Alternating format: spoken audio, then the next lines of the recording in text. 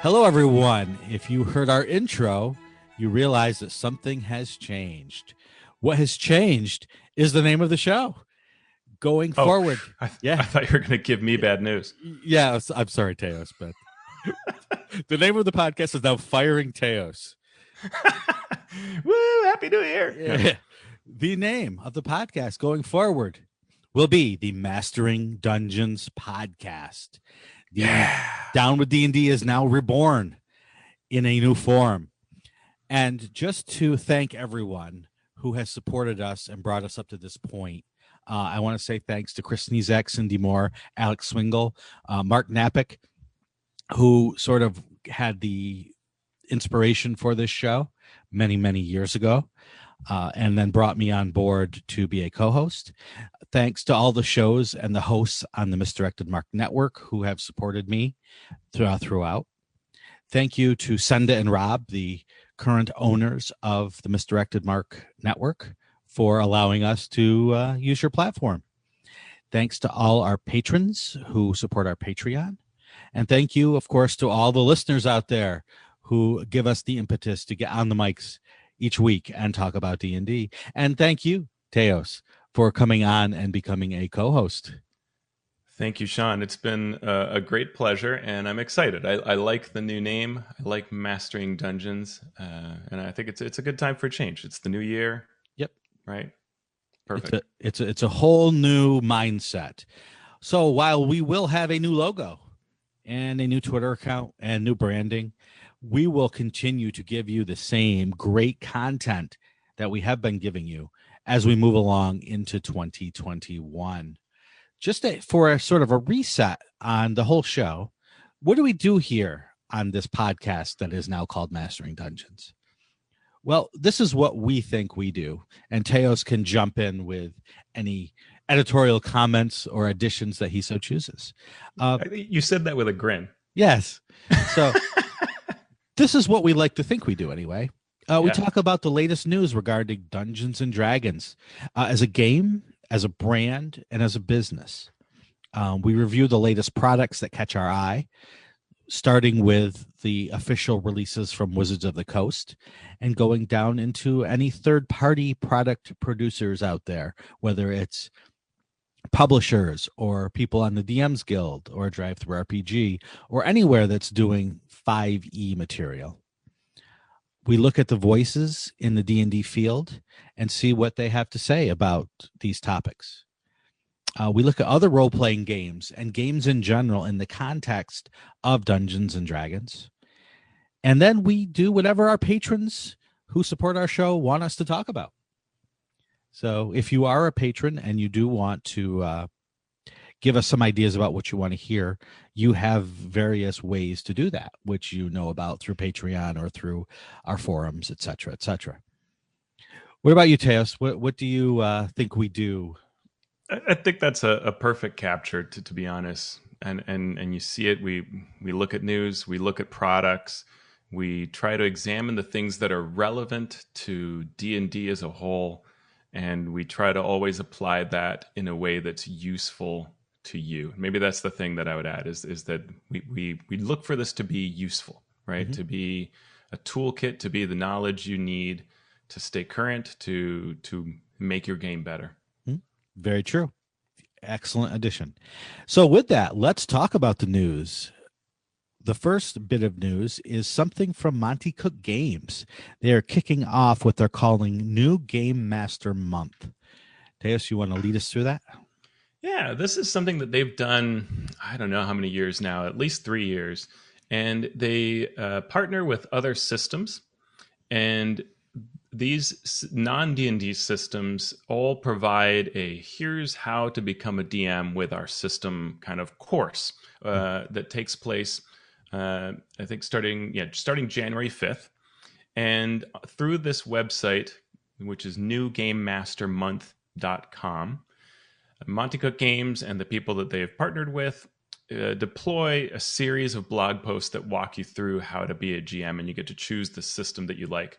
There are 6 systems this year: Numenera, Unknown Armies, Trail of Cthulhu, RuneQuest, Delta Green, and Monster of the Week. So if you're at all interested in GMing another RPG, and even just general, widely applicable tips on how to GM, this is an excellent way to do that. And I think, running other systems will always make you a better DM. So this is an excellent program to do. Yeah, there is no bad way to come at learning the art of game mastering, and for sure, learning other games gives you tips and tricks that you can apply to D&D. So, thank you for sharing that, Teos. Yeah. The Tome Show podcast has been covering the Dungeon Master's guides from 1st edition through 4th edition, and they're currently covering 2nd edition, comparing all of them to the 5th edition Dungeon Master's guide. As someone who has read pretty much all of those guides cover to cover, people definitely have differing opinions on what is useful in Dungeon Master's guide, whether it's the content itself or the way it is presented, the layout, that sort of thing. I have not listened to any of these yet, though. So what is their current bent on that? That's a great question. It's on my to-do list. These are, I like to keep a tabs as I look at the row of tabs of things I must experience. Mm-hmm. So this is for sure there. This will get listened to.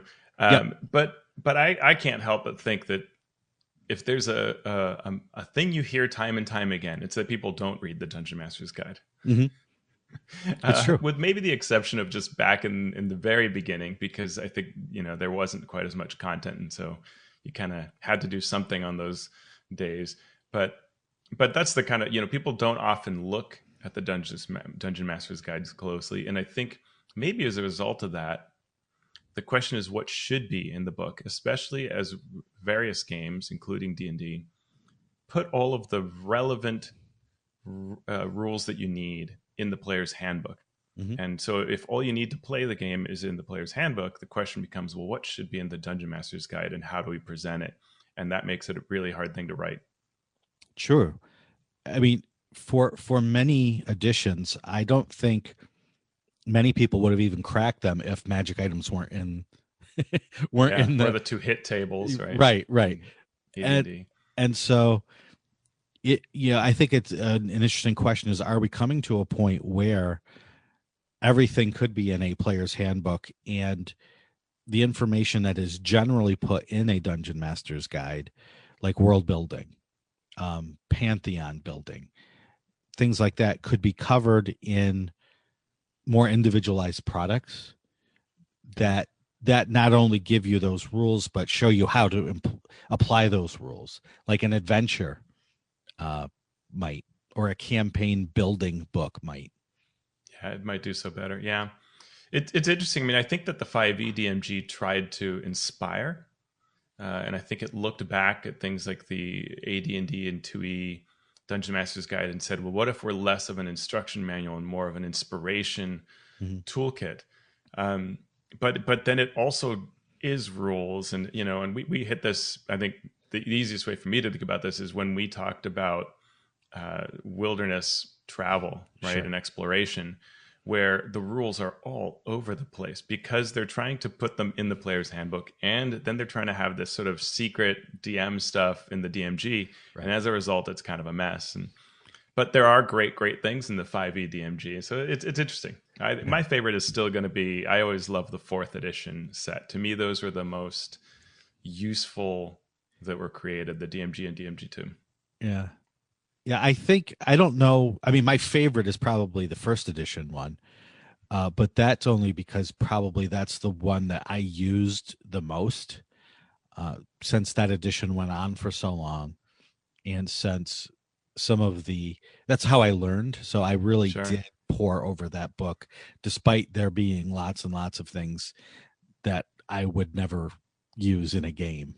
I mean, it was full of all kinds of inspiration, right? And just, I certainly spent so much time in that book. It was amazing.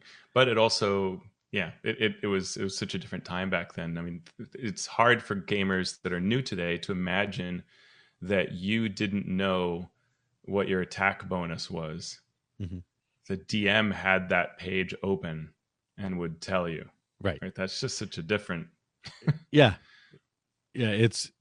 The game has definitely moved from out of the dungeon master's hands more into the player's hands, for sure. And which in some ways is great, and in some ways, depending on the kind of game you like, lessens the experience a bit. But hey, so the question for you out there, listeners, is which is your favorite Dungeon Master's Guide? Go onto our forums and let us know why you rank one over another. Yeah. And our friend Greg Marks and Kobold Press have put up their latest Trapmaster article, and we've been covering these along the way. So Greg hit one just in time for the holidays. Yeah, and he it's holiday themed in that it's all about ice. But, whew, if you thought Greg was a softy DM, all you have to look at is this trap that he put in here. And his subject for this article is complex traps, or traps that are the encounter. Mm-hmm. And he provides one trap in this article on the Cold Press site, which is an ice cave with an ice altar, and it has many aspects to it. There's things on the doors, there's things in the ceiling, there's something in the floor, there's the altar itself. And it's for levels 5 to 10, but boy, it could mince up some 5th level characters, I'll tell you. Yeah. But it's neat. It's a very good example of, if you want the experience to be a trap, here is the kind of approach you can use to do that. Yeah. I'm going to need to go look at that, because I'm actually working on something right now that I have remastered several times, and it's a very hard thing to do well for a wide variety of players. It really is. If you have players that just want to hit something with their sword to defeat it, and you put up a trap that they can't, it can turn the mood of the players can turn sour very quickly. That's a good point, that in traps you often do need to give those kinds of players who want to beat stuff up something to beat up as part of the trap. Yeah. Or to make the tenor so obvious that you know that you're doing something a little different, and then you're going to engage with that for a while. Yeah. I had to really deal with this heavily when we did the Dungeon of Doom project that I worked on with the fine folks at Dwarven Forge. And so as part of their Kickstarter, they had this very trap-filled location. And some of the rooms are just very, very heavy traps. They're like this, where the trap is the encounter. Mm-hmm. And there's particularly one corridor. And this is all available for free. So if you want to see what I did with these kinds of things, you can download it for free with the Dungeon of Doom. But there is a corridor of traps. And I have had such good times running that, because the players know that this is nothing but shenanigans in this trap-filled corridor, and they come up with all sorts of things. And it's a fun thing to run. Yep, and we've talked about traps for whole shows before, so you can go back to previous episodes of the show and hear what we've had to say. So that is the news for this week. We are now going to get into our first review segment, which is reviewing Tasha's Cauldron of Everything. We have talked about the Barbarian and the Bard, and we are now ready to talk about the Cleric. So the Cleric, like the others, have new optional class features that you can use. The first being additional spells. And like the other classes that have had spells, i.e. the Bard, the additional spells seem pretty reasonable, I would say. Yeah. Anything to add? Nothing too surprising. There's 2 new ones that are in this book. And then you have some that when you look at them, you just think, oh, weren't these already, cleric spells? And then you go, oh, wow, Power Word Heal was only a bard spell before. Huh. So now you have that. Yeah, I did not know that. Yeah. Cool. So at level 2, there is a new power called Harness Divine Power. What this does is lets you use a bonus action to expend one of your channel divinities to regain an expended spell slot of a level no higher than half your what's PB? Oh, your proficiency bonus. Proficiency bonus, yeah. So if your proficiency bonus is 4, then you can do it up to level 2. You can use this ability a number of times, equal to 1 at 2nd level, twice at 6th, 3 times at 18th. And then you regain the ability to do this with a long rest. It's kind of a weird. So I guess the idea is if you have unspent, if you're going to take a short rest and you have unspent channel divinity, you can just get spell slots back. Mm-hmm. And that's sort of what this is sort of. It's like an insurance policy where you're not going to waste your channel divinities if you have them sitting around. Yeah. It's funny because that shows what little of a power gamer I am sometimes. Because I never even thought that, oh, yes, this is something that you should do right before you take your long rest or your short rest to use these channel divinities and get spell slots back. I always picture it as happening in the action. Oh, no, I am out of spells. I need this slot, so I am going to use this channel divinity that I don't have in the heat of the moment to get that spell slot back. Yeah. So yeah. Either way, thing is, there are a lot of this is another thing that I just to nitpick. I feel like there are a lot of spell slots anyway. Mm-hmm. I play a cleric that I think is now all the way at like 12th or 14th, somewhere between 12th and 14th level. Mm-hmm. You know, sometimes you're a little low, but then you just dig deeper, and I sort of like it. Like I sort of like running out of spell slots on my casters. Yeah. Because then I have to do things I don't usually do. I can't even think of a time with maybe, within the last 4 or 5 years of playing or DMing where a character ran out of spell slots once they reached like 5th level. Yeah. So it's there. It's useful if needed. And it's a good example of allowing the characters to trade a more powerful resource for a less powerful resource if the need for flexibility comes up. Yeah, I don't know that this was necessary. It just seems like more power because. Yeah. Again, the only time I could see it really becoming useful is really low level characters, who might need it. And one thing that's interesting as we, focus on sort of today's tools, right? If you're doing this on paper, it's fairly easy to just say to your players, hey, we're using this optional class feature, but not this other one. Mm-hmm.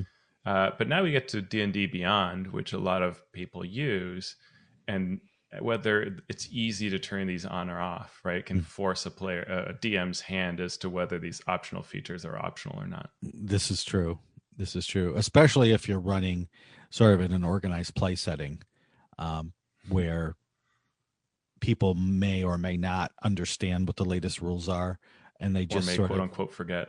Or yes, quote unquote forget. Actually forget or forget that these rules aren't being used. Okay, so at level 4, you get cantrip versatility. You can replace one cantrip you learned from this class's spellcasting feature with another from the cleric spell list, i.e. swap out a cantrip. And that's whenever you would get a ability score improvement or feat. And so, it's fine. Mm-hmm. Yeah, nothing major about that. Level 8 starts to get interesting. They have a new optional class feature called Blessed Strikes. And this would replace, but it would actually replace the Divine Strike or the potent spellcasting features that many cleric spell subclasses get. So with Blessed Strike, when a character takes damage from one of your cantrips or weapon attacks, you can also deal a 1d8 radiant damage to that creature. Once you deal the damage, you can't use this feature again until the start of your next turn. So let's talk about what Divine Strike and Potent Spellcasting did, because I think that's important. Yeah, and I think that the Divine Domain we're going to cover today, it gives you Divine Strike. Mm-hmm. So you can just say that at level 8, you would get, on each of your turns when you hit a creature with a weapon attack, you can cause the attack to deal an extra 1d8, in this case, psychic damage to the target. Mm-hmm. When you reach 14th level, it increases to 2d8. So your weapon attacks are dealing more damage once per turn. And potent spellcasting essentially lets you add your wisdom bonus to damage dealt by your cantrips. So by the time you reach higher levels, you're getting +3, +4, probably +5 every time you deal damage with your cantrip.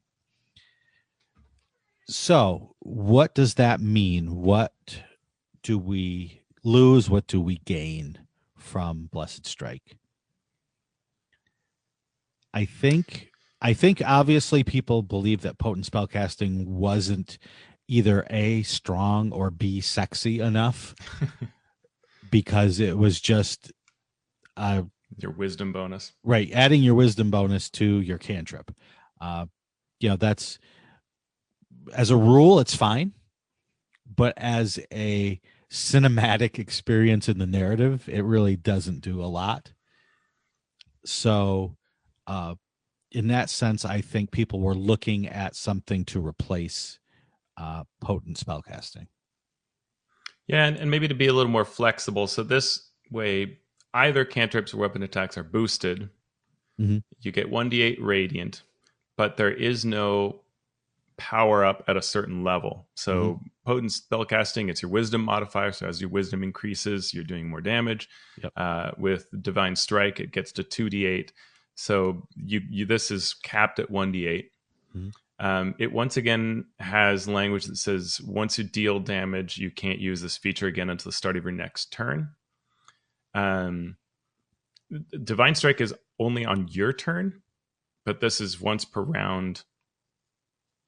So it could work with an opportunity. True. Attack of opportunity, right? It could work. Yeah. So it's interesting that it's slightly different.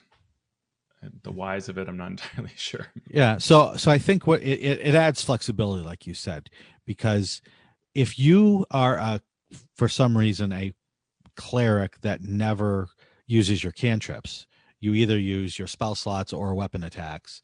Potent spellcasting does nothing for you.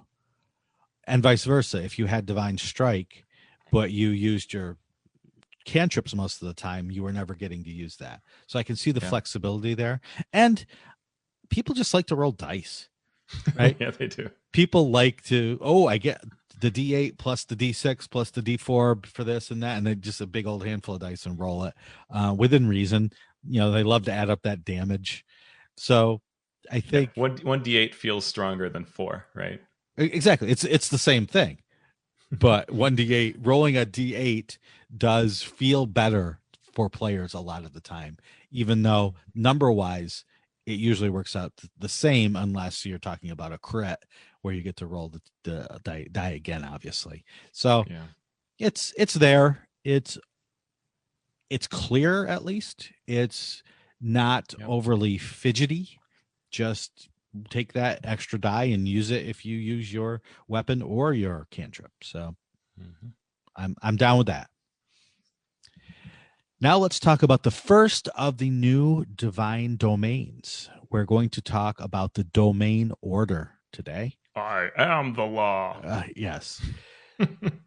So this originally appeared in the Guildmaster's Guide to Ravnica, and I almost remember talking about this, whether it was when it came out in Unearthed Arcana, whether it came out in the Guildmaster's Guide, or whether it's here.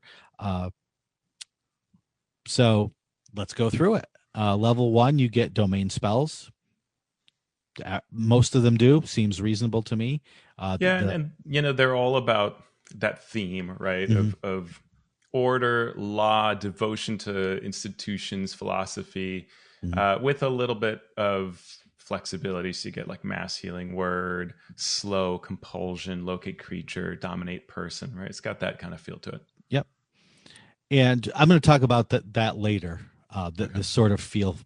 We'll get on with the other ones. At level 1, you get proficiency with heavy armor and then either intimidation or persuasion.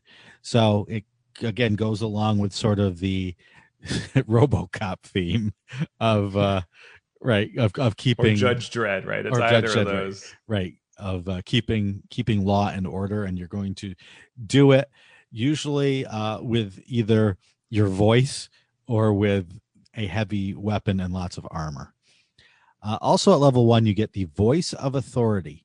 So if you cast a spell with a spell slot of first level or higher, and you target an ally with that spell, the ally can use their reaction immediately after the spell to make one weapon attack against a creature of your choice that you can see. And so what do you think, Teos? Yeah, it's I think it's what I like about it is it embraces the buffer healing type persona. I think that's a really cool reward for that. I dig that. Yep. So it not only would it work with, say, cure wounds, you would also work with something that you cast on several people, like bless. But only one creature can take that benefit. It clarifies, because that was my first thought. Oh, bless, you hitting everybody. Yeah, it leans into what I think of a cleric doing, which is more of this, buffing and protecting and healing, and this rewards you, and I think it's fast enough to do, right? Hey, I bless you and you and you, and you take an immediate reaction if you'd like to make a weapon attack. Cool, that's neat. Yep, that is within, I think, the bounds of a quick enough turn. I'd also know if you multi-class, it'll work with other classes' spells, because it doesn't say must be a cleric spell. Oh, yeah. So if for some reason you are playing a bard or a wizard and you cast haste on someone, you can also, after the spell effect starts, give them that attack, which could lead to some interesting things. You polymorph someone. Oh, and also go ahead and take that attack. That is cool. Yeah. At level 2 for the Order domain, you get your Channel Divinity ability, which is Order's Demand. As an action, you present your holy symbol, and each creature of your choice that you can see or hear within 30 feet of you must succeed on a wisdom saving throw or be charmed by you until the end of your turn, or until the charmed creature takes any damage. You can also cause any of the charmed creatures to drop what they are holding when they fail the saving throw. I'm going to let you go first because I have things to say. Charm is always interesting because I think when you ask people what charm does, they think it makes them totally your buddy, but it's actually a very narrow thing that they will not attack you, but they have no problem attacking any of your allies. So it doesn't always do what you want, right? Because a lot of times we might think of this like, hey, cease fighting, and okay, they drop their weapons, but picking your weapon up is something you can do on your turn without the loss of an action. And it doesn't say you're also dropping your shield or anything like that. So you just pick up your weapon and they're right back to attacking your buddies. They're just not going to attack you. I like that it can be used outside of combat. But again, it's a wisdom saving throw. So if you're dealing with a group, the way I always look at these sort of situations is if I want to try to talk my way into something, I might look to something like this. But if there are two guards, are they both going to fail their wisdom saving throw? So then I'm probably better off not even using this ability, and I'm just going to make a social interaction anyway, because I'm probably better off trying to talk the DM into letting me get past these guards than I am seeing if the wisdom saving throw fails on multiple creatures. So that's kind of a lot that I'm saying there, but all of which is to say, to me, this tries to do a little too much and doesn't particularly do it well. Yeah, I agree. I'm cool with the charm in the sense that you're protecting yourself for a round, and the dropping the weapon sort of, it's either useless or it's the win button, because what does it mean to drop your weapon? As you said, nothing if the creature that dropped the object goes next. They just reach down and they pick it up. But what happens if you're fighting a wizard with their spell focus in their hand? You cast the spell on them, they drop it. The rogue goes next, and the rogue picks up the spell focus and runs away. Then it becomes wait a second. Can this wizard now not cast spells? Can they only cast spells with verbal components? What's that rule? Wait, let me go look. Mess. And then it becomes a mess of, especially if you have players or if you yourself are someone that really gets into this rule of you can't cast a spell unless you have your components and your focus and this, and that, it can, even if it doesn't mean anything in the long run, it could mean something in terms of the flow of the game. Yeah, sure. And if the creature's flying or elevated, then or standing over a grate or whatever, right, then it could be, I don't think this creature can attack me anymore. Right.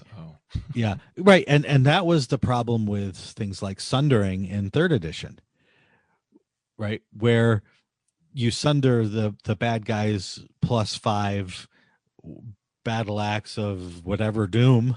Right. And 3rd edition was just, and don't all get me started on dual wielding whips that could right, disarm at range and then toss it somewhere. And, right. That it becomes an instant win button that players can hit every round.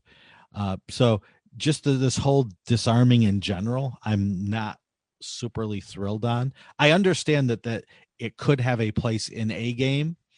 I just don't like it to have a huge place in the game constantly. I'd wonder if you could do something like, could this have been something like you spend your action to speak to one or more creatures within 30 feet of you that can hear you and see you. And so long as you keep talking, they won't attack as long as they're not attacked. Yeah. That is, I think that's to me what I want to do with this as a player. Like, I want to be able to pause a combat. Right. Or pause a situation. Right. To me, these rules don't allow me to do that. They make it very risky and unlikely that actually I'll get any real change out of it. Right. And I understand the designer's desire to keep it as simple as possible using the rules that are already there, hence the charmed, and hence the just they drop an object if you want them to. What you're asking for is, I think, better if the DM understands how to control that and how not to make it something that can be abused. But what always, because I've played through so many scenarios where I've tried to stop combat, and stopping combat once it's engaged is really difficult. And especially when you're talking about saving throws being part of it, because all you need is the one bad guy that makes their wisdom saving throw, and you can't stop the combat. Right. And so if this is supposed to, if order's demand is supposed to impose order upon a group of people, the chances are low. Yeah. No, I think I think that would have been an interesting way to go about it. The wording is, always is always sort of the hurdle that you have to get over. Yep. At level 6, you get Embodiment of the Law. If you cast a spell of the Enchantment School using a spell slot of 1st level or higher, you can change the spell's casting time to 1 bonus action for this casting, provided the spell's casting time is normally 1 action. And you can use this feature a number of times equal to your Wisdom modifier, and then you regain that use after you finish a long rest. So, cast enchantment spells as a bonus action. No problem there. Cast it and then cast a cantrip too. My question was, as soon as I read that, and then I started thinking, is this the order domain or the charm domain? Yeah. Because it seems like everything that you can do has to do with sort of enchantments or affecting the minds of other people. So, and that's where, the concept of this, is it lawful to sort of mentally, like, is dominate person something that lawful people use? And I want to say, but in certain context. And so when you start pushing into super enchantment, then it feels like you're beguiling and not really like, right. Yeah. And I understand that tendency to conflate those two things, right? Law is peace, except when it's not, right? And so, when I read order domain, I didn't read it necessarily as a good or a bad thing. It's a thing. And so, Bane, clerics of Bane would be all about order and doing whatever it took to get that order. This is a great Bane cleric for sure. Yeah. Yep. So it doesn't necessarily have to be all, lovey-dovey, holding hands, kumbaya sort of thing. It could just as easily be sort of a nasty yeah. order. Yeah. So at level 8, you get Divine Strike. On each of your turns, when you hit a creature, we already talked about that, with a weapon attack, you can cause the attack to deal 1d8 psychic damage, an extra 1d8 psychic damage. When you reach 14th level, that increases to 2d8. So if you want to do the psychic damage and you want to do more of it at higher levels, then you want to keep this Divine Strike. Otherwise, you can go up and switch it out with Blessed Strike. Yeah, but stay tuned. Yeah. So at level 17, you get Order's Wrath. If you deal your Divine Strike damage to a creature on your turn, therefore you don't want to get rid of Divine Strike, you can curse that creature until the start of your next turn. The next time one of your allies hits that cursed creature with an attack, the target also takes 2d8 psychic damage, and the curse ends. You can curse a creature in this way only once per turn. So, Teos, what are players going to say? Hey, can I use Blessed Strikes as the optional feature and then have this Order's Wrath still work? The answer is no. No. Yeah, and in fact, it's no per the rules. This is not just because it's the word change. It right. Actually, there are in Tasha's, there is a general guidance about replacing features, and it says if you take a feature that replaces another feature, you gain no benefit from the replaced one and don't qualify for anything in the game that requires it. So change at your own risk. Yeah. So it's funny that, because obviously they didn't write this for this book. This comes from the previous published material, but from Ravnica. But, it's funny that, hey, here's this optional feature. By the way, the first order domain you read will not work well if you do that swap. Yep. And of course, for a 17th level feature, that seems pretty weak to me. You're basically letting someone do 9 points of psychic damage, and that's only if you hit with your Divine Strike to begin with. Yeah, so you've got to deal your Divine Strike, and then it's cursed, yeah, and then the next person has to hit it. And so at 17th level, does a 9 extra points of psychic damage in a round too much? Yeah, I don't know. I would have just bumped up the damage a lot, because how many times are clerics going to be attacking with their weapon, or their cantrips to do this? I'm sorry, just with their weapons to do this Divine Strike just weapon at that high level. I don't know. We'll see. Yeah, it is an interesting choice that they did with that. But yeah. So that was the first of 3 subclasses. We will talk about the next 2 subclasses for clerics next time. Oh, before we switch away, can I just point out the art in this section? Okay. Is a really cool Dragonborn cleric of order who's for some reason not wearing heavy armor, but is still really cool. And they are carrying a shield that is like a sheriff's badge. It has a 5-point star sort of embedded on it. So it looks like the shield is basically a super humongous sheriff badge, basically. But stuck to the front of it is a wanted poster for the wizard Kellic. And that's a kind of neat throwback because Kellic shows up in the D&D cartoon and shows up in an old adventure quest for the Hearthstone that was based off of characters that appeared in the D&D cartoon.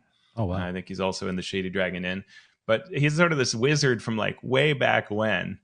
And so it's kind of hilarious that he has a wanted poster for Kellic into his shield. Like that's a really neat bit of old lore, perfect for a book like Tasha. So hats off to whoever came up with that art order. That is brilliant. Nice. Cool. So now we will move on to our second review, which is Chapter 3 of Icewind Dale, Rime of the Frost Maiden. So we are going to do our best to get through all of Chapter 3 after taking several episodes to get through Chapters 1 and 2. But I think we can do this because chapter 3 is sort of the dungeon delve or a dungeon delve. Yep. That may or may not take a long time. It may take a You very might not short even amount of do time, it. or you might not even do it. That is the problem. So, as a recap, you start with chapter 1. That with characters that have been in Icewind Dale for a while, you can play one of 2 starting quests plus some additional town quests. Once you do roughly 5 of these, you're level 4, and then chapter 2 is quests or tall tales that push you to explore different wilderness areas surrounding the 10 towns. They start at 4th level, and you can gain a level for every 2 or 3 game sessions, or for a level for neutralizing 2 or 3 locations, or accomplishing something extraordinary, such as ending a Goliath feud. So the guy, now you want to take over here? Because this is where it gets interesting. So so the guidance they give you in chapter 2 is that at 7th level, you go to chapters 5 to 7, which leaves you with the question, what about chapters 3 to 4? And the thing is that chapters 3 to 4 directly lead to chapter 5. So it's kind of confusing guidance. And what I would say is that realistically, you should start chapter 3, which is what we're going to talk about today, when the PCs are close to 6th. And that way you'll end chapter 3 to 4 at around 7th level. So when your character, so what this means is that for chapter 2, you start at 4th. You're going to do, to get from 4th to 6th level, you're going to do roughly 4 to 6 sessions of play, or explore 4 to 6 locations out of the 13, or do like 2 very cool things. And at that point, you can be either 5th or 6th. And, it's up to you if you want to do some extra stuff and not give XP, but it's just, that's what you're doing. And then you're going to throw in the events that are in this adventure. Mm-hmm. And so this chapter, this sort of mini adventure within the center of the book, talks about a Duergar who is planning an attack from a fortress located in the mountains of the Spine of the World. This Duergar is named, I can pronounce this, it's Zardorak Sunblight. And he is trying to gather as much Chardalyn as possible. And with the Chardalyn he has already grabbed, he creates a dragon made of the Chardalyn. And he sends that to attack the 10 towns. That's the premise. So what leads the characters here? Well, in chapter 2, nothing does. None of the locations in chapter 2 point back to this fortress or the Duergar that you may have encountered in chapter 1. So chapter 1 is where you can lay the seeds for this. However, you don't want to lay the seeds and have them go directly there, because then they're only going to be 2nd or 3rd level, and it will be too hard for 2nd or 3rd level characters to take on anything that's in this chapter or the next chapter. And it would short circuit chapter 2, because you would go straight to, so it's this weird dance that you have to do somehow. Yeah. Yep. So in chapter 1, the sort of clues, the breadcrumbs that would lead them to this fortress are the town quest for Caer Konig, where the Duergar are searching for Chardalyn, and they steal some things, and then you follow their their footprints out of town to Kelvin's Cairn, where then you can meet one of the sons of Zardorak Sunblight, who is collecting the Chardalyn for his father. The other is the East Haven town quest, or an area in East Haven, I should say. It's not the actual town quest, but it's an area where there are Duergar hiding in a frozen over ferry. There is a map in that location. So if you defeat or even just raid that area and the Duergar escape, you can find a map leading to this fortress. And this is where you want to be very careful and not let the characters just, oh, here's a map, let's follow it, because things could get pretty nasty pretty quickly. And it's hard to stop the characters, because to me that map is more compelling than a lot of the things that are in chapter 2. Very true. So that's where maybe you want to, at this point, think about things you could, if you're reading this now and haven't yet run chapter 1, you can think about, well, maybe I want to have the things be like in a strange coded language. Mm-hmm. And maybe there's someone in town that's good at these kinds of things, and they're slowly working on it. Yeah. So they can reveal to you, hey, I decoded your map or something, Right. But as we're going to discuss shortly, you don't even need any of these things, because there is a quest that is ready-made to give the characters, if you so choose, to start chapter 3. So, on to chapter 3. You can either come to know about this fortress, the Sunblight Fortress, via the quests we already talked about, or a speaker of any of the 10 towns may just come to you and say, hey, we heard that there's this bad guy in this bad place. Oh, and here's a map. And could you go investigate for me? And leave it at that. So you could combine all of these things. And as Teos said, I think that's the best example, is you find a coded map, let the code be broken by an NPC.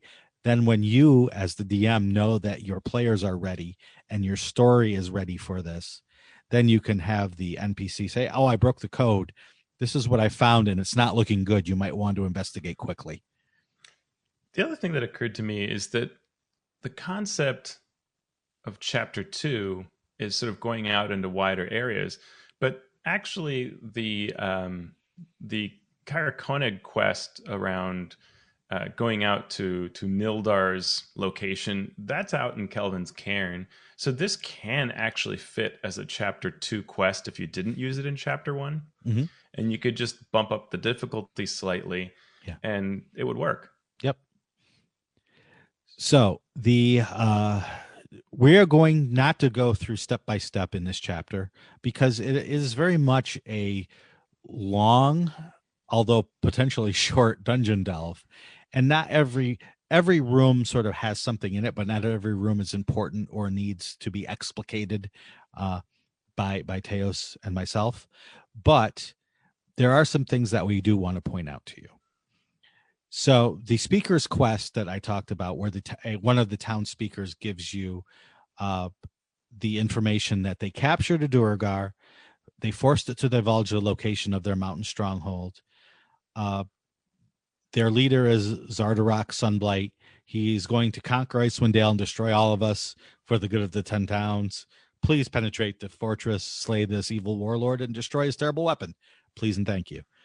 And can I just say, like, this is fine because we only have so much space in the book, so I know why this appears. But my recommendation to any DM is you have the characters capture this guy. Yep. Like, come up with any random premise. It can be the town speaker calls to you to just see how things are going, and there is something happens, like something falls over in the room, and there's an invisible Duergar there, right, who is a spy, and just capture him, and that can be the speaker, when you capture them, the speaker goes, well, you've got to go follow this up, what this captured guy is saying, that there's a plan against all of us and we're going to fail. I want you on this. Right. But give the players a little more power and a little more sense of belonging than just having this feel like any other quest. Right. And I understand that there is a problem with D&D and role-playing games in general of capturing someone that has too much information, because then the players could just be like, draw us an entire map of your entire, and what dangers there are, so we can bypass all of them. And so I understand as a designer the desire to avoid that, but you also need, as Teos said, to give the characters the ability to interact with this other than just have the bare necessities presented to them. And I wish the adventure had done that. I wish the adventure had said, this is exactly what the captured Duergar knows and what he's able to tell and willing to tell. Give a couple of persuasion checks to get just a little more information, but give the DMs that help that they might need to navigate that touchy and hard to manage subject of what the captured enemy knows.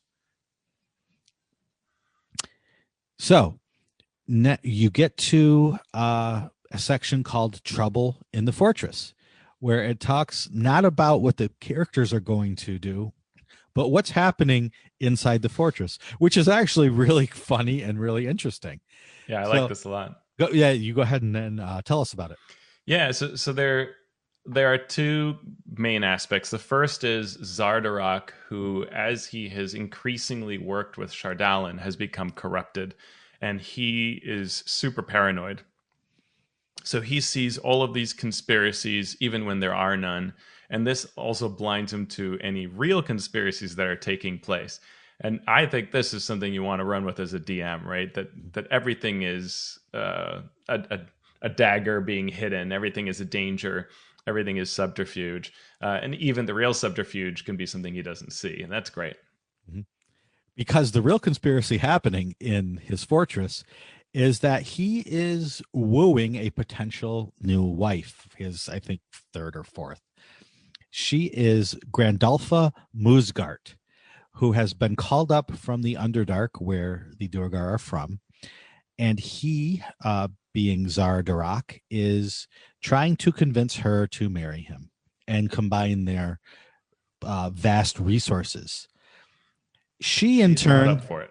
Well, she's up for something, but it's not marriage. She realizes that he is sort of going a little bit paranoid because of this Shardalin. So she wants to overthrow him and tie her fortune with his and become stronger for it. So she's there along with her bodyguards, and she's also already talked a few of Zardarok's troops into siding with her. So this will become an interesting point in the character's exploration of the fortress, as they may run into Duergar who are happy to not necessarily help them, but not stand in the way if they do take on Zardarok and his forces. Yeah. It's also, I like that they explained a little bit here that he is so paranoid, he's paranoid of his two sons. So that's why he sent them into the 10 towns to different locations. So they couldn't be in the home base plotting against him. Yep. Yeah. Kind of cool. And so your job then as the DM is to show the players this in some way, in an organic but demonstrable way, that they can then grasp this and not just enjoy the story, which they should, but use that as part of their planning in how to deal with this problem. And the trick here is always whether the players can A, grasp the possibility of this, and B, find ways to do something with it. Yep. And so that's sort of what we're going to look at as we go through this. But first you have to find the fortress. Yeah.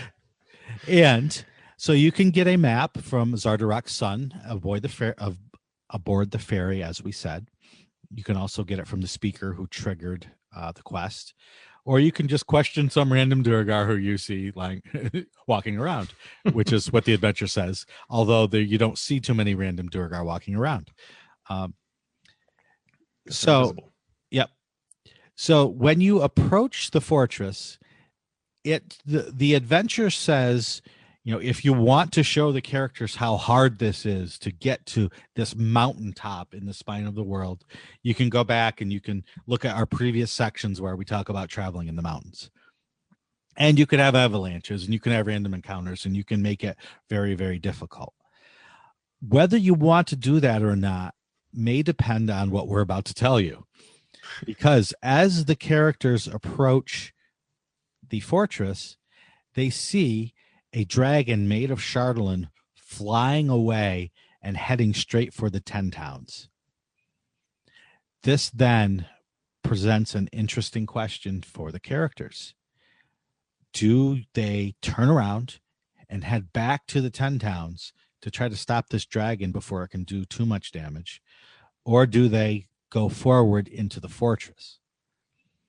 And I don't have a good answer for that.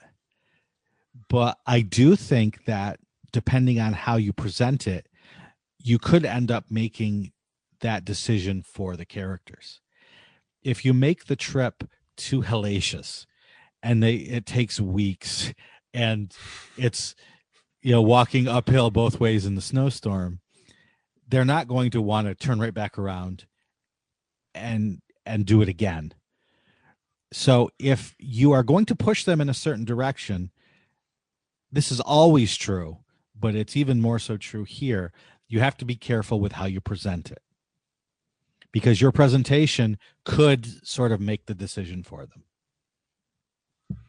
Yeah, it's tough because, this Zardarok's fortress is where? That's in the... It's down in the spine of the world. Yeah, spine of the world. And so that is not close as things are. I mean, it's an edge of the map kind of thing. Right. So it takes some getting to get there. And to me, the thing about this that I kept going on in my head is, what are both groups going to do presented with us? Because the box text is, you see this sheer mountain wall rising more than 100 feet before you. Carved high on the wall are rows of arrow slits with lights burning behind them, blah, blah, blah, blah, blah.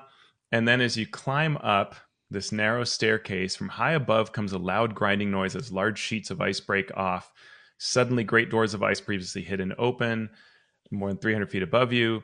From between them flies a huge dragon made of dark eyes. Its eyes glow with bright golden light, lets out a terrible roar, flies away from the fortress, and turns and heads north toward 10 towns. Right. And then the question is, what do you do? Right. And the way it's presented, it doesn't seem like it's much of a choice to me, because you've already described this grand fortress. So it's there, right? It's sort of, the story is telling you, here is this grand fortress. What your player mind or your story mind, what does it say? It says, here's this fortress, this thing just came out of, I need to get into the fortress. We just possibly spent a 10-day or more traveling through this blizzard and upscaling mountains. Do we just turn around and go back without exploring what's here? And I don't know about your players, but in my experience, players could spend 40 minutes talking about whether to pick a lock on a door or not.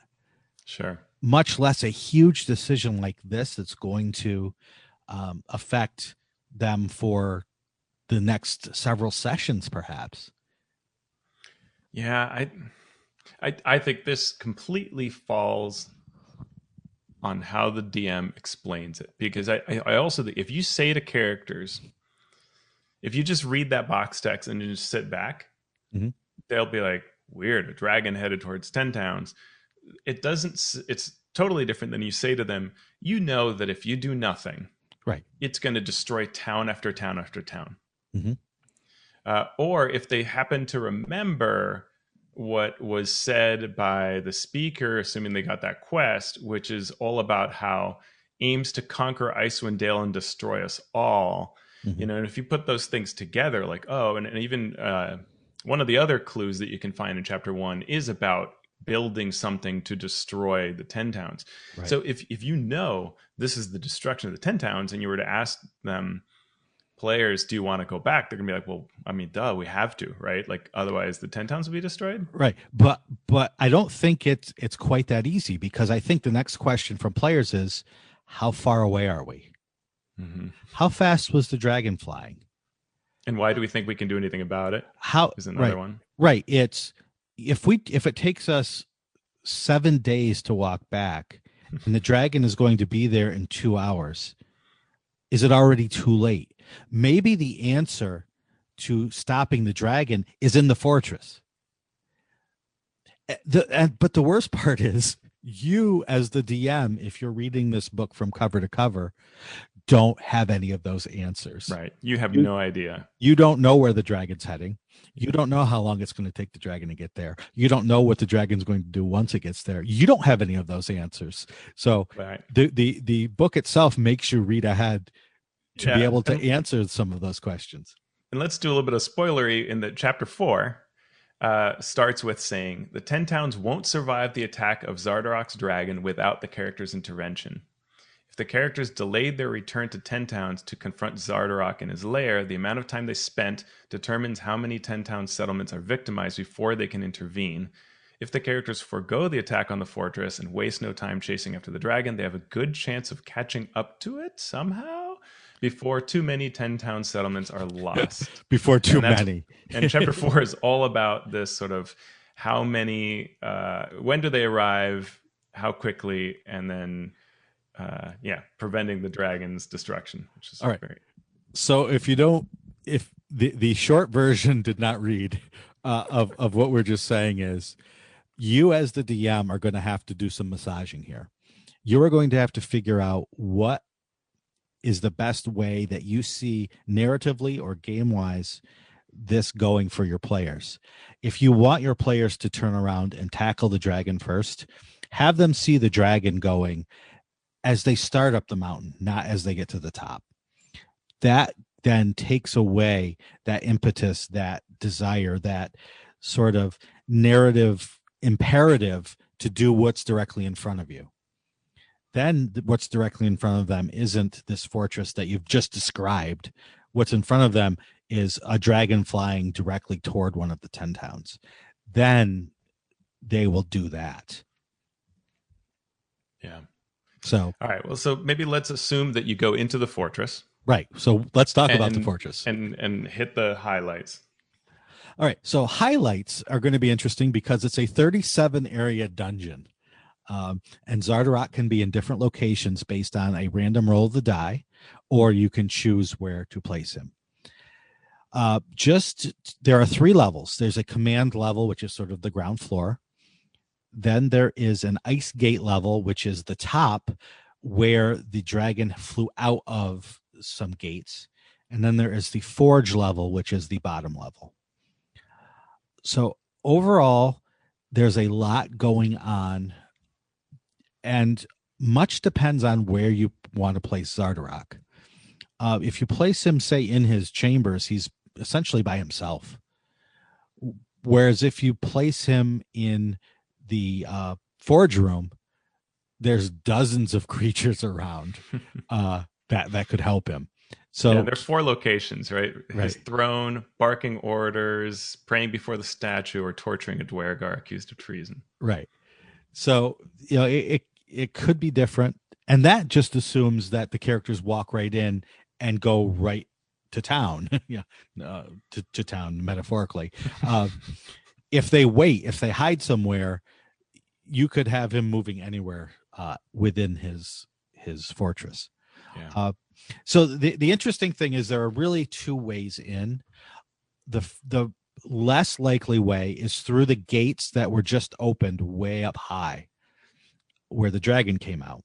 So if the characters can fly or can climb well, they could get up there and go in that.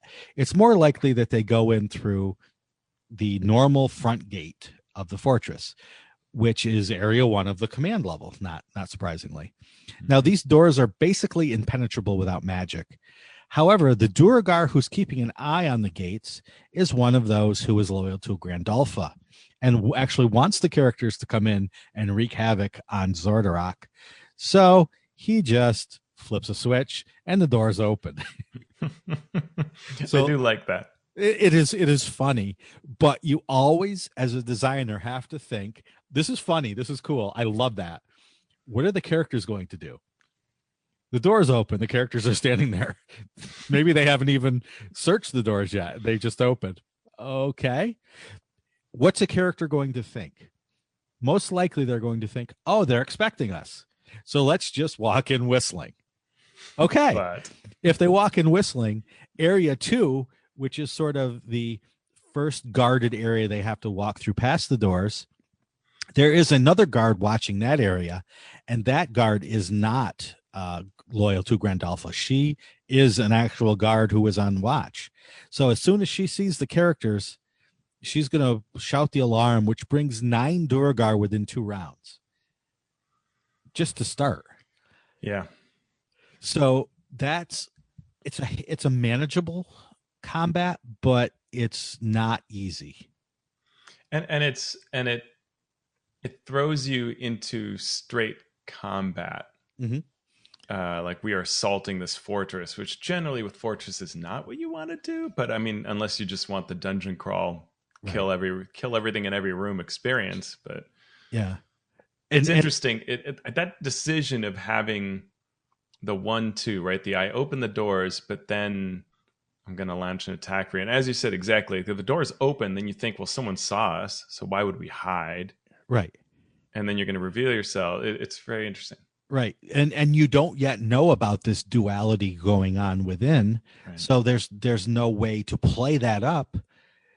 So maybe have the guard who lets them in whisper through one of the arrow slits. Sneak in.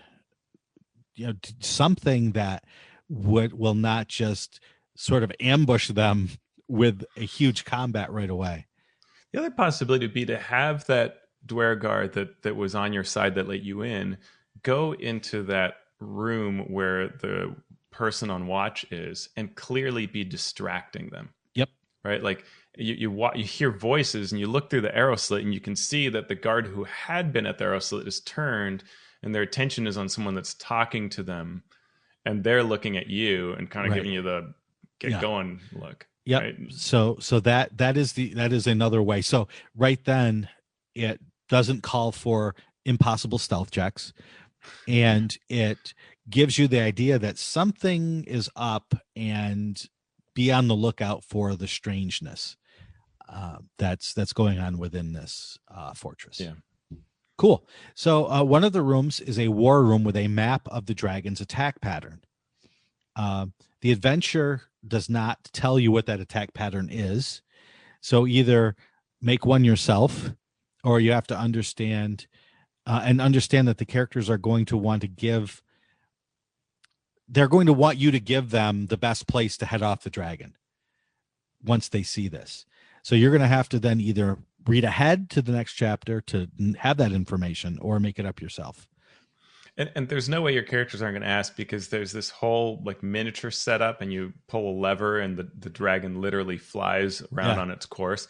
So it just begs description, and your players are going to say, well, what is that pattern? You're going to have to go to the other chapter 4 and figure it out. So. That's why you need to know ahead of time.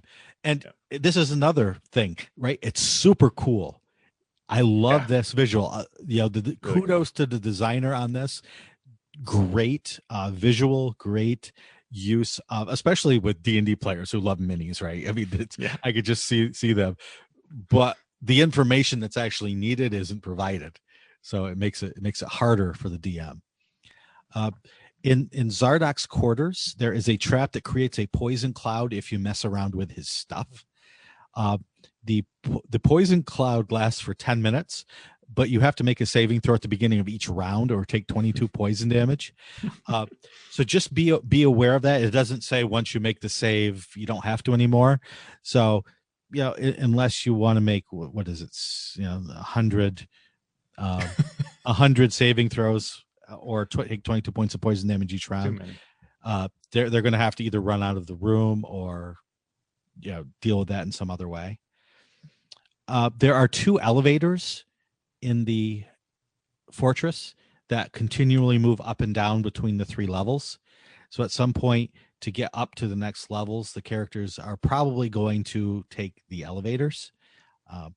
There is a shaft that runs from the bottom all the way to the top too, which can be climbed, but the elevators seem to be there for that reason. So it's not a linear dungeon where they're obviously going to be coming at something from one specific direction. It could be several different directions. And I really like that aspect of it. Like it's really neat. I like that 3D, and that it's not just stairs up, but elevator gives it a very different feel. It's cool.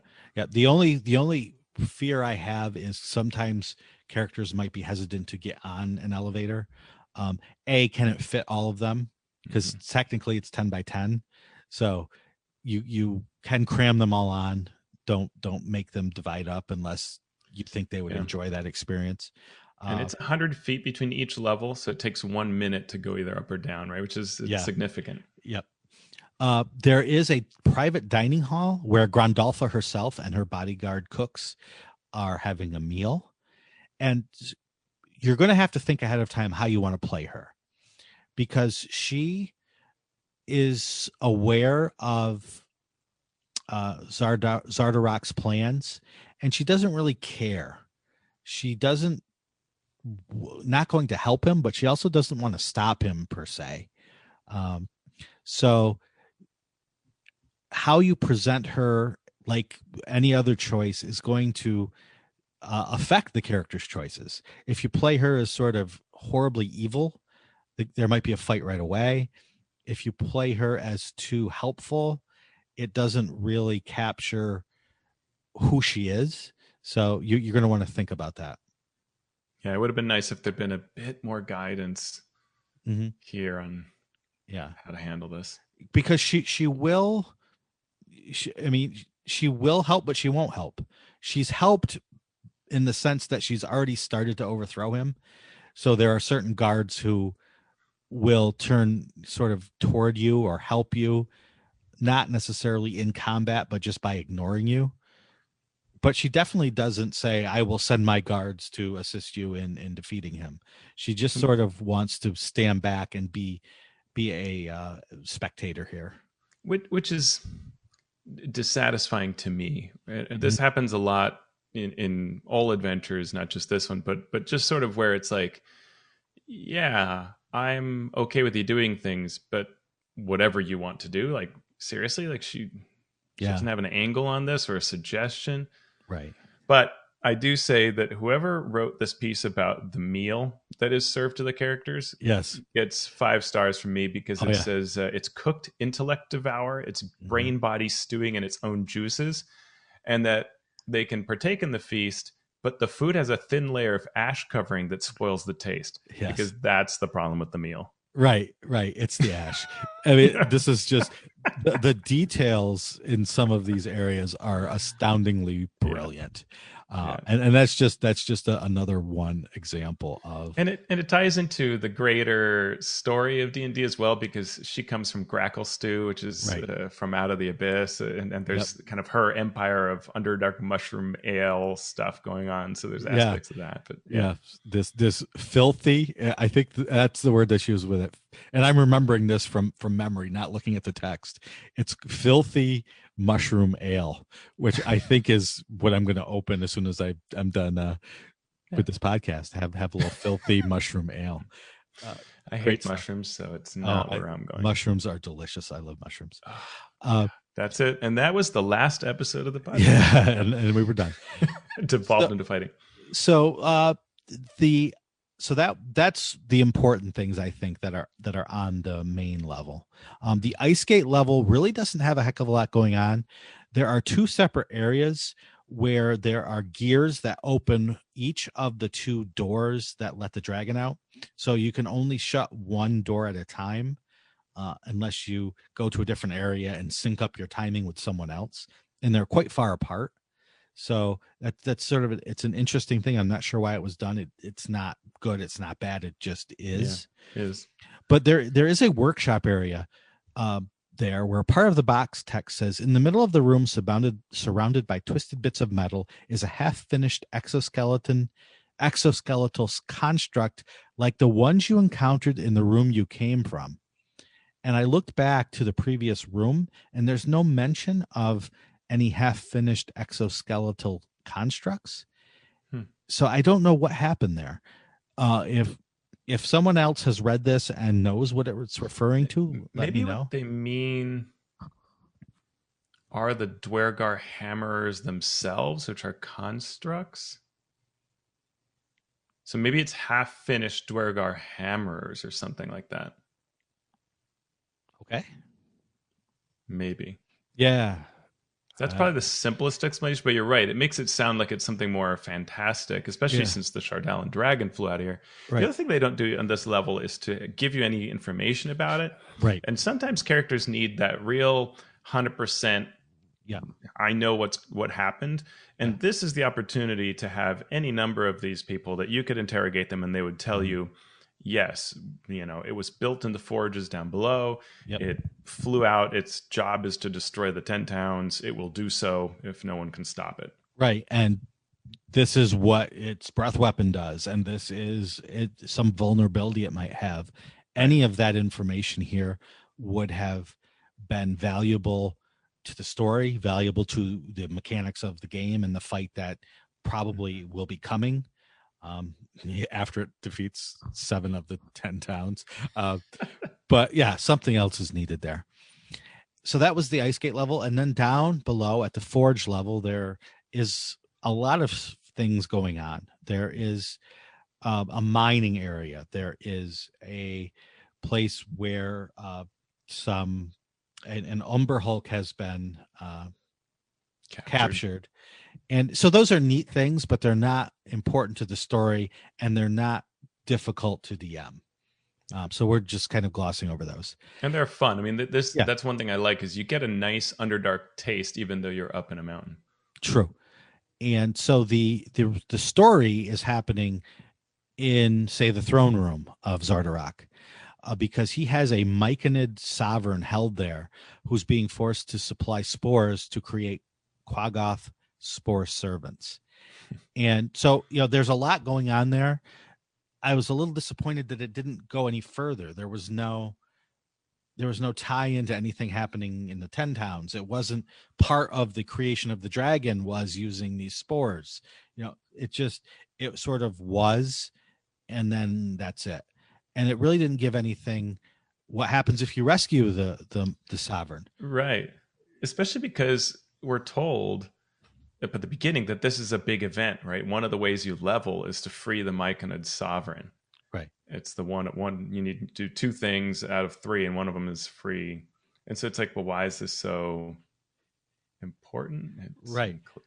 Yeah, and part of me is hoping that later in one of the other adventures in this book that there's something to do with it.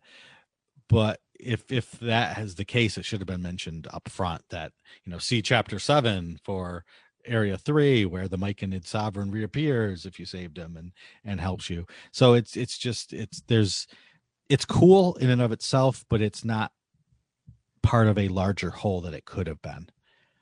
There are dungeons down in the forge level, and there are interesting NPCs, but again, nothing that's essential to the story, either the local story or the larger story of the campaign.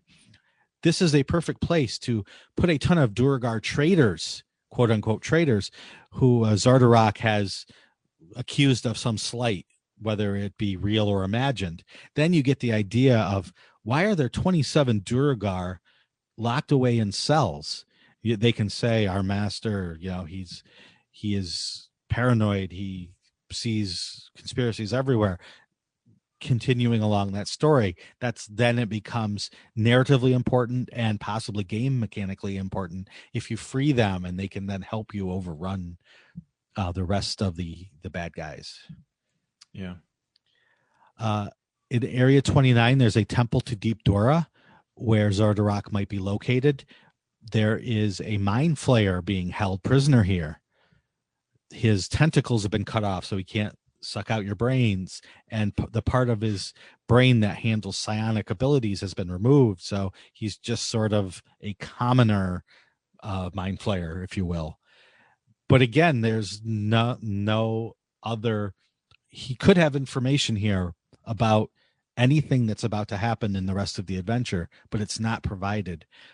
It seems like I get the feeling this was sort of done in a vacuum and then just ported into this adventure without really connecting things that could be connected.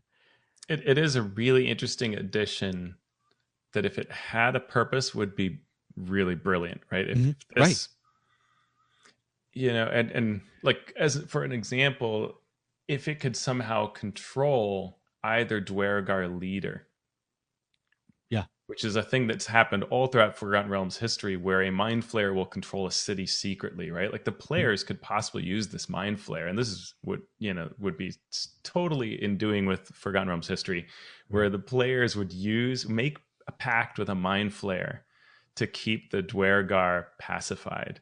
Right. Yeah, so that would be a really neat potential. But right. Yeah, it's interesting. And even if this mind flayer became sort of an NPC that the characters could interact with in an ongoing way, provide, they help him deal with what has happened to him, and then him or her, they get something in return, information wise or whatever. It's just not there. Yeah. Another area, there is the priest of Deep Dwyer, who is actually a bearded devil in disguise. And so this is where we learn, although it was mentioned earlier that it's not Deep Dwyer that is actually giving Zardarok his power. It's Asmodeus. And it's cool. I love the story. But again, I don't know if there's any larger. I mean, there has to be, right? Ever confrontation at Candlekeep before 5th edition was really out had Asmodeus, and we've seen Asmodeus time and time again. It's a common thread through almost all of the adventures. And here we are again, that, the secret evil, even though it's Rima the Frost Maiden, we've got Asmodeus, thick all throughout. Yep. I think it's neat for larger D&D 5e world building, and I expect at some point we're going to see this Asmodeus thing show up. Okay. maybe in this edition. Yeah. But it doesn't really serve the practical purposes of the DM for this story, and that's where I would switch all Asmodeus, edit, find, replace all Asmodeus with Auril herself. Auril, yeah. And have it be that Auril is here manipulating the Dwergar as well, and that if you could find this out, that would be a big aha. We are dealing a blow to the Frost Maiden. Yes, we're on track. We're making progress again in this book against the big threat, the big bad. Mm-hmm. Making it Asmodeus, most parties are going to be like, "Oh, okay, well, who cares? Like, we're gonna retire these characters before we ever do anything with that information, right?" It's neat on the larger whole, but I would change this. Yeah, true. The other area of interest I thought of was the torture chamber, where you also may find Zardarok.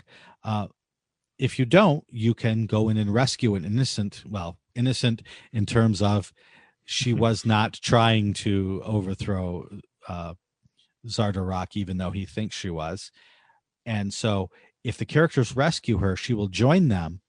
But when they do run into Zardarok, she will turn against the characters to prove to Zardarok that she wasn't really. Yeah, she's good to, she's loyal to him, which I thought was actually good. I thought that was a good twist. That it's cool. This is a Duragar after all. Even though you may have rescued her, she is still a Duragar. She is going to do what Duragar do in this adventure, which is do evil things. So I like that little twist. Give a scorpion a ride, you get stung at the end, right? True story. And then the final section is called Fortress Fallout. It tells you that the dragon will not return until it completes its destructive agenda, but we are not told how long that's going to take.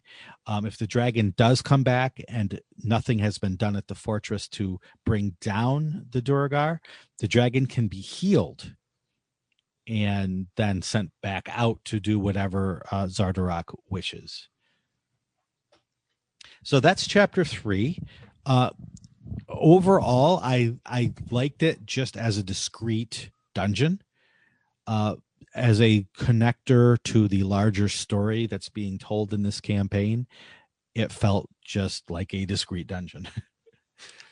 Unfortunately, it's very interesting, and kind of regardless of this, what you did in chapter 3, whether you explored this location or not, you're going to go on to chapter 4 and deal with the repercussions of the Chardon dragon attack. There are a lot of neat pieces in here. So I do like the overall location, and there are some great little tidbits. Like in the treasure vault, there is a Piwafwi. Yeah. It's which used to be mentioned in all the old AD&D products as this drow kind of cloak that they would wear, and it's in all the Drizzt Do'Urden novels. Dark spider silk cloak, and the item has the properties of a cloak of elvenkind, but loses its magic if exposed to sunlight for 1 hour without interruption, which is what all these old adventures would have: heaps and heaps of treasure, and all of it would become non-magical. But it begs the question: under the rhyme situation, there is no direct sunlight. Is there no so I guess for the purposes of this mod, it probably works. And then when the mod, if and when you solve the problem with oral, then it would lose its properties. So. Yeah. See, I could see players that I know refusing to solve the problem, so the treasure that they have would not be ruined. Yeah, that could happen. Mm-hmm. Yep. So, anything else to add about chapter 3? No, I think we've covered it. Okay. So next time we will talk about chapter 4, which is the dragon attack on the 10 towns. For everybody out there listening, thank you so much. And thank you to the patrons who keep the lights on. I want to give an end of year, beginning of year shout out to those patrons who are on the Queen's Court, who are our highest level donors. They are Andrew Dacey, Andy Olson, Brian Kurtz, Craig Just Craig, Eric Bonts, GM Gerrymander, Jesse Edmund, also known as our editor Doc Palindrome, Jim, John C. LeMay, John Carney, Kevin Lovecraft, Richard Wyatt, Schmitty, Tiberius, Star Crash Smith, and Todd Crapper. Thank you all so much for your support, your financial support, and your moral support for this show and for the other shows in the Misdirected Mark Network. So you can become a patron by going to patreon.com/MMP. You can, even for just $1, that helps us pay our hosting costs and so on. And thanks. Teos, social media, where? You roll on a table to determine which social media account I'm using, but regardless of your roll result, it is at AlphaStream on Twitter and alphastream.org as my blog. Yep. And you can find me on Twitter at Shawn Merwin, or you can go to the forums at forums.misdirectedmark.com and tell us things like, what is your favorite Dungeon Master's Guide, which edition? And we will be getting a new Twitter feed for the show very soon. I get to say this: Mastering Dungeons is a Misdirected Mark production, the media arm of Encoded Designs. So Teos, now that we are a brand new show in a brand new year, what are we going to do now? We're going to sit down and be thankful that 2020 is coming to a close. And go kill some 2020? Let's go kill 2020. Yes.